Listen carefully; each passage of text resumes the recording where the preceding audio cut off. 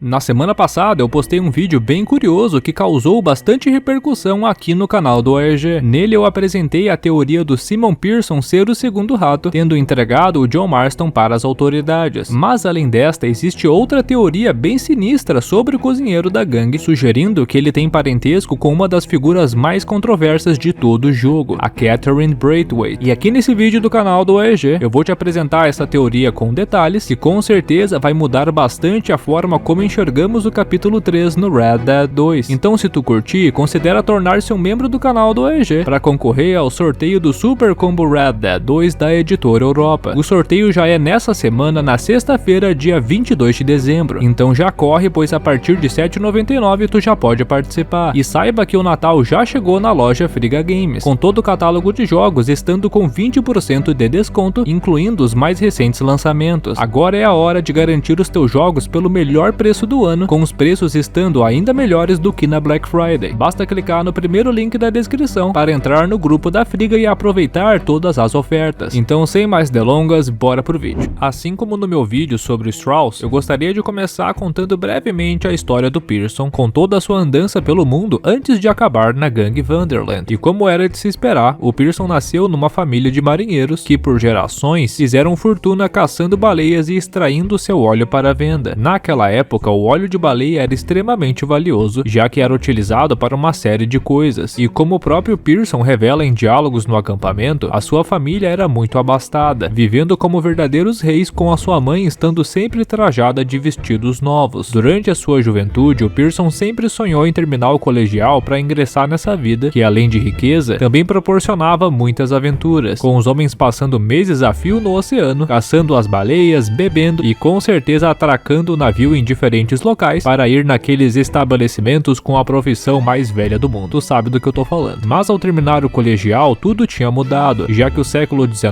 marcou o surgimento da indústria do petróleo. Por um lado, isso praticamente levou as famílias e empresas que dependiam da venda do óleo de baleia à falência, mas por outro, salvou os pobres animais que estavam correndo um forte risco de extinção, com mais de 50 mil baleias sendo abatidas por ano. Então é correto dizer que o petróleo salvou a vida das baleias. Curioso, não? Mas mesmo com o fim da caça às baleias, o Pearson passou alguns anos no oceano, mas nessa altura o trabalho se resumia a transportar mercadorias de um ponto para o outro, já que não valia mais a pena todo aquele trabalho de matar as baleias. Ao passar um tempo no mar, ele descobriu que a glória e a riqueza não estava mais nos oceanos, mas sim em outras atividades, como em odisseias rumo ao oeste, buscando liberdade, novas terras, ouro e petróleo. Insatisfeito com a vida no mar, o Pearson resolveu deixar essa vida para trás e partir rumo ao oeste. Mas infelizmente as coisas não deram tão certo, já que ele cruzou caminho com alguns homens bem perigosos que o forçaram a casar-se com uma mulher aleatória apenas para que eles pudessem roubar todo o seu dinheiro. Não é claro se esses homens eram agiotas, mas muito provavelmente eram algo do gênero, já que o Dutch conheceu o Pearson o salvando desses homens. Nesse meio tempo, entre a saída da escola e o ingresso na gangue, o Pearson serviu à Marinha Americana, e pelas histórias fantasiosas que conta, como ter ficado preso no mar por 50 dias em um navio assolado pela peste, o Pearson dá a impressão de ter servido à Marinha por muitos anos. Mas durante a missão secundária, onde caçamos lagostim no pântano, o Pearson revela ter passado menos de um ano servindo à Marinha. Então, provavelmente, tudo que ele conta referente aos tempos de oceano são grandes mentiras, ou no mínimo, histórias muito exageradas. Levando em consideração toda a sua experiência com caça e culinária, ele provavelmente serviu à Marinha como cozinheiro, organizando toda a logística de alimentação do navio, assim como ele faz na gangue Vanderland. Mas encerrando este breve prefácio sobre a história do Pearson, nós partiremos para a nefasta teoria sobre o seu possível parentesco com ela, Catherine Braithwaite. Isso mesmo, a megera líder da família Braithwaite, responsável por sequestrar o Jack e cometer todo tipo de atrocidade no condado. Essa teoria absurda começa lá no capítulo 3, na missão onde a série tá quase quebrando o pau com o Pearson. Aí, para dar uma acalmada nos ânimos, nós levamos a loira para dar uma volta na cidade. E aproveitando a ida para Rhodes, o Pearson pede para que o Arthur passe nos correios e envie uma correspondência. Nós descobrimos o destinatário apenas quando a série viola a privacidade do Pearson e abre a carta. Aí, durante a leitura, nós descobrimos que ela estava endereçada à sua tia Kathy. Na carta, ele mostra preocupação com a saúde da sua tia, também contando uma série de groselhas, mentindo sobre ser um garimpeiro de diamantes, ganhando fama por onde passa e sendo desejado por inúmeras mulheres. Mas Mas o legal dessa carta é o fato de ser possível ler toda ela através do modo foto, usando a câmera para aproximar-se da folha. Inclusive, eu gostaria de agradecer ao usuário do Reddit, Bermuda Lily, que me ajudou a traduzir toda essa carta. Muito obrigado, parceiro. E acreditem se quiser, mas a teoria especula que a Kathy é um apelido para Catherine Braithwaite e que o Pearson estaria passando informações para ela através de códigos no texto. Eu vou deixar a tradução dela aparecendo aí na tela, mas eu já adianto que não vejo nada de demais. Apenas um safado contando uma série de mentiras para um parente. Nada fora do comum, né? Mas outro indício de que o Pearson seria da família estaria naquela missão característica dos membros da gangue, quando eles solicitam que a gente pegue algum item no mapa. O pedido do Pearson é um compasso naval, do qual ele alega ter perdido durante as andanças da gangue. E sabe qual que é o lugar que a gente consegue encontrar esse tal compasso? Nas docas das imediações da mansão Braithwaite. Curioso, não? Segundo a teoria, o Pearson deixou esse compasso lá enquanto morava na mansão ou visitava sua tia. É correto afirmar que, sem dúvida alguma, a fatídica localização desse compasso e a carta para a tia Kathy foram os fatores determinantes para o início dessa teoria, já que eles são os alicerces principais para todo o resto. A terceira evidência seria na missão Bem-aventurados os Pacificadores, onde o Pearson alega ter encontrado alguns O'Driscolls na cidade que supostamente sugeriram uma trégua entre os grupos. Segundo os apoiadores dessa teoria, o Pearson, em conluio com a Catherine Braithwaite, teria montado essa cilada para que o Dutch pudesse ser capturado pelas autoridades. Ele teria feito isso por anseio de vingança, por conta de toda a novela que o Dutch fez na cidade, manipulando a sua família e os Greys. Mas um elo fraco dessa corrente de eventos é o fato que, durante todo o jogo, nós não vemos uma ligação entre os Braithwaite e os O'Driscolls, mas levando em consideração que a Catherine conhecia até mesmo o Angelo Bronte lá de Saint-Denis, não seria um absurdo supor que ela também conheceria o Comey, que é líder de uma das maiores gangues da região. Como sobrinho da Catherine, o Pearson ficaria alimentando a matriarca com algumas informações sensíveis sobre a gangue, também a ajudando em algumas situações. Segundo a teoria, haveria alguns indícios que sustentariam isso, como na missão Propaganda à Nova Arte Americana, quando Hosea e o Arthur vão até a mansão Braithwaite com a intenção de vender de volta o moonshine roubado da velha.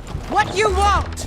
Found something out in the hills. Thought maybe you was in the market for it. For what? Some liquor. I ain't in the market for what's already mine. The way we see it, it's ours.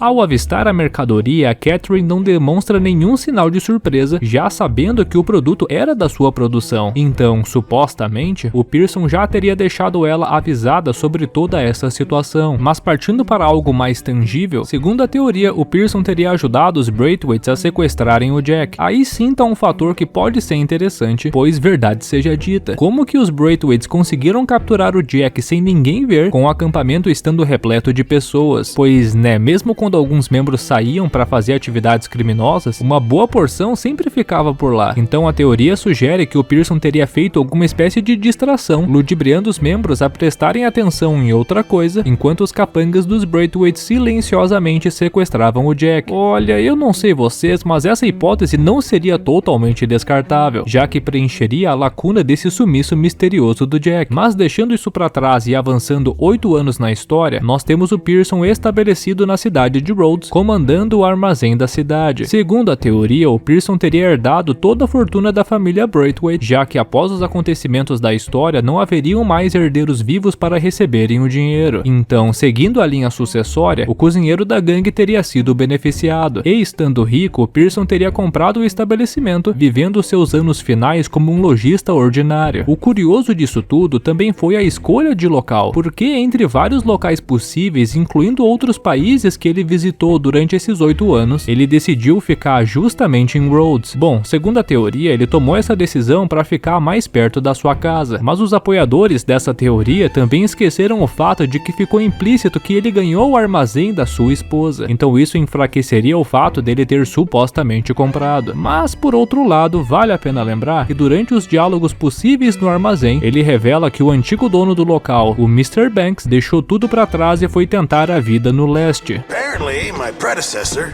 Mr. Banks, has gone to try his luck out east. Então teria o homem se aposentado da vida de lojista, vendendo seu estabelecimento para o Pearson apenas para viver uma vida livre? Olha, eu acho uma suposição bem válida. Mas partindo para a reta final desse vídeo, eu já adianto a minha opinião de antemão, deixando claro que eu não acredito nela, pois eu acho que as evidências são muito fracas. Primeiramente, sobre o Pearson ser um suposto informante, a própria véia fala que o motivo para não estar surpresa por ver a sua mercadoria roubada é o fato de supor que isso seria uma obra do xerife Grey. Já na missão do sequestro do Arthur, o Pearson parece muito mais ser uma peça de um esquema maior, já que quem insistiu para a gangue comparecer ao encontro, que claramente era uma emboscada, foi o Micah e não o Pearson. Então se alguém estivesse em conluio com os Braithwaites, com certeza seria o Micah. Já sobre a fatídica carta para sua tia, como eu mostrei no vídeo, o seu conteúdo não aparenta ter nenhuma mensagem secreta. E verdade seja dita, caso a Catherine fosse mesmo parente do Pearson, ele realmente seria tão burro a ponto de usar um apelido tão óbvio como Cathy? Pelo amor de Deus, né? Sem falar que o Pearson não expressa nenhum sinal de tristeza ou ira após a missão onde a Catherine morre carbonizada, com todo o seu império virando ruína. Se o Pearson se importava tanto com a sua suposta tia, a ponto de trair os seus colegas do dia a dia, por que diabos ele não ficou triste ou estranho após a morte dela? Sem falar que, além da velha, outros Braithwaites morreram. Braithwaites esses que também seriam os seus parentes. Então se nós assumirmos que a teoria é verdadeira, toda essa apatia não faria sentido nenhum. Na minha opinião, só o que existe são uma série de coincidências, como o nome na carta e a localização do compasso. Fora isso, o que há é apenas uma série de suposições e teorias malucas, preenchendo lacunas deixadas pela história do jogo, como o sequestro do Jack e como ele virou dono do armazém. Mas como eu falei, essa é apenas a minha opinião. Agora eu quero que tu deixe a tua aí nos comentários, me falando se tu acredita ou não em toda essa teoria do Pearson ser da família Braithwaite. E esse foi o vídeo de hoje, pessoal. Eu espero que vocês tenham gostado. Se tu curtiu e quer apoiar o canal, considera tornar-se um membro do AEG, pois na próxima sexta-feira, dia 22 de dezembro, vai rolar o sorteio do Super Combo Red Dead 2 da editora Europa, que inclui o guia oficial físico em capa dura, um guia de estratégia para o 100% e 2 pôsteres exclusivos. Esse kit custa R$150, mas a partir de R$7,99 tu já pode concorrer ao sorteio aqui no canal. Então imagina só que belo presente de Natal ganhar esse baita kit chegando na porta da tua casa. E antes de encerrar esse vídeo, eu gostaria de indicar o meu vídeo anterior sobre o Pearson ser o segundo rato. Ele é super importante para tu entender esse vídeo aqui. Então para assistir, basta clicar no card que tá aparecendo aí na tela, pois ele vai te levar direto para o vídeo. Então um Feliz Natal a todos e até o próximo vídeo. Tchau!